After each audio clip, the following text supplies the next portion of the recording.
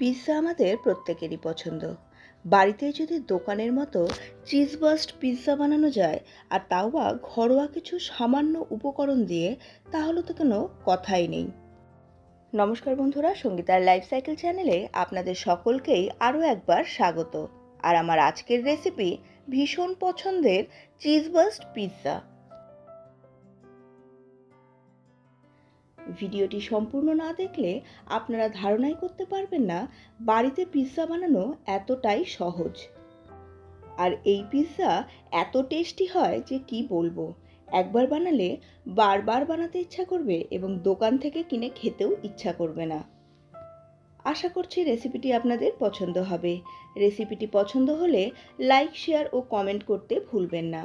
আর আপনারা যদি আমার চ্যানেলে নতুন হন, তাহলে অবশ্যই চ্যানেলটিকে সাবস্ক্রাইব করে পাশের বেল বাটনের অলে ক্লিক করে দিন।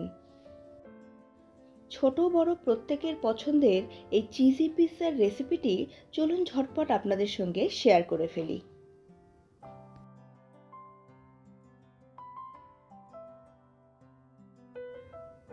উপকরণ খুবই সামান্য ও ঘরোয়া।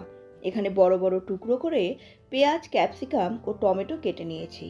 আর সামান্য পরিমাণ বেবি কর্ন এখানে নিয়েছি। 2 থেকে 3 টেবিল চামচ সুইট কর্ন নিয়েছি। এখানে নিয়েছি 2টো ডিম। ডিমটাকে সামান্য পরিমাণ লবণ দিয়ে খুব ভালো করে ফেটিয়ে নেব। আর নিয়েছি নুডলস সেদ্ধ করে। নুডলসটাকে সেদ্ধ করার সময় সামান্য পরিমাণ লবণ দিয়ে নিয়েছিলাম এবং সেদ্ধ করে ভালোভাবে জল ঝরিয়ে রেখে দিয়েছি। এখানে সসের একটা পেস্ট বানাবো। আমি নিয়েছি সামান্য পরিমাণ জিঞ্জার গার্লিক পেস্ট, আর এর সঙ্গে মিশিয়ে নিচ্ছি সিজওয়ান চাটনি। এবার এই দুটোকে খুব ভালোভাবে মিশিয়ে রেখে দিতে হবে। প্রথমেই বলে দিচ্ছি, আজকের পিৎজা কিন্তু আমার স্টাইলে হবে। আর আপনাদের কাছে রিকোয়েস্ট, এটাকে এইভাবেই বানিয়ে একবার হলেও খেয়ে দেখুন। এখানে নিয়েছি 2টো চিজের স্লাইস, আর নিয়েছি 1 বাটি মজেরেলা চিজ। প্যান গরম করে এর মধ্যে সামান্য পরিমাণ বাটার গ্রিস করে নেব। বাটারটা যখন একদম মেল্ট হয়ে যাবে, তখন ফেটিয়ে রাখা ডিমটাকে এর মধ্যে দিয়ে দেব।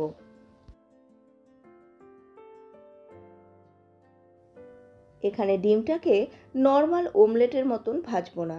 ডিমটাকে ছড়িয়ে নিয়েই এর ওপর দিয়ে সেদ্ধ করে রাখা নুডলসটাকে ছড়িয়ে দেব। নুডলসটাকে এমনভাবে ছড়িয়ে দেব যাতে ডিমের ওপরে নুডলসের একটা স্তর তৈরি হয়ে যায়। ডিমের ওমলেটের ওপর দিয়ে নুডলসের এই স্তরটা এখানে পিৎজার বেসটাকে তৈরি করবে। আর এই কারণেই নর্মাল যেভাবে পিৎজার বেস তৈরি করতে হয়, এখানে কিন্তু সেই রকম কোনো ঝঞ্ঝাটও নেই।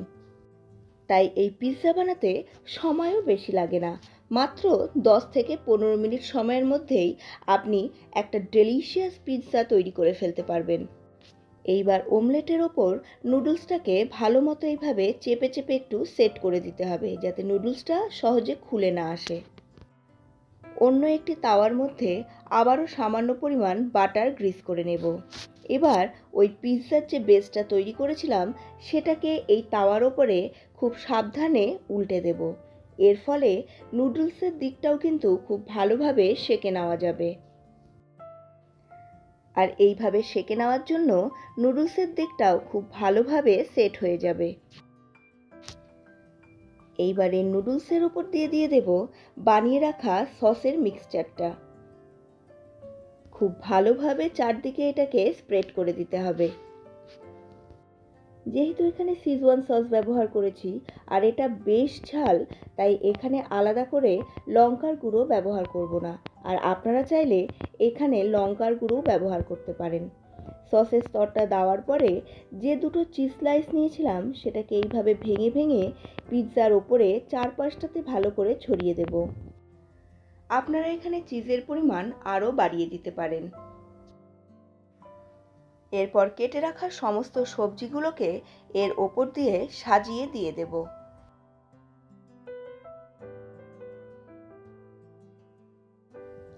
সুইট কর্ন আর মজেরেলা চিজটাকেও এর ওপর দিয়েই দিয়ে দেব। চিজ এখানে আপনারা যত খুশি ব্যবহার করতে পারেন, তবে আমি প্রচুর চিজ ব্যবহার করিনি। সব কিছু দিয়ে ভালোভাবে সাজিয়ে দেওয়ার পর গ্যাসের ফ্লেমটাকে একদম কম করে এটাকে ঢেকে রেখে দেব প্রায় 7 মিনিটের জন্য। 7 থেকে 8 মিনিটের মধ্যে ঢাকনা সরালেই দেখবেন আপনার সামনে চিজি পিৎজা তৈরি হয়ে আছে। এই পিৎজা হয় দোকানের পিৎজার মতো সফট এবং টেস্টি। তবে এখানে বলে রাখি, দোকান থেকে কেনা পিৎজা ঠান্ডা হয়ে গেলে দেখবেন শক্ত হয়ে যায়। এর বেস যেহেতু ডিমের অমলেট দিয়ে তৈরি করা হয়েছে, তাই ঠান্ডা হলেও এই পিৎজার বেস থাকবে একদম নরম। এইবার পিৎজাটাকে গরম গরমে পরিবেশন করার আগে ওপর দিয়ে ছিটিয়ে দিন কিছু চিলি ফ্লেক্স, অরিগ্যানো আর পেরি পেরি। এইগুলো এই পিৎজার টেস্টকে একদম দোকানের পিৎজার মতো বানিয়ে দেবে। আশা করছি আজকের এই সহজ পিৎজার রেসিপিটি আপনাদের প্রত্যেকেরই খুবই পছন্দ হয়েছে। রেসিপিটি পছন্দ হলে লাইক, শেয়ার ও কমেন্ট করতে ভুলবেন না। এবং আপনারা যদি আমার চ্যানেলে নতুন হন, তাহলে অবশ্যই চ্যানেলটিকে সাবস্ক্রাইব করে পাশে থাকা বেল বাটনের অলে ক্লিক করে দিন।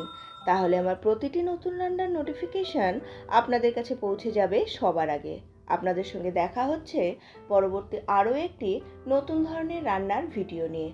ততক্ষণের জন্য সুস্থ থাকুন, ভালো থাকুন এবং অবশ্যই আজকের রেসিপিটি একবার হলেও ট্রাই করে দেখুন।